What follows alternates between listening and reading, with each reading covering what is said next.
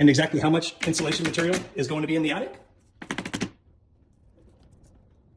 There should be about 8.5 inches of insulation material, but instead they only got about 6 3/4, maybe 7 inches. Here is a damaged truss member that has been on-site repaired, and here's the engineer's certificate certifying the repairs. And the certification does state right here that there will be 2 rows of 10 dime nails at 6 inches on center each.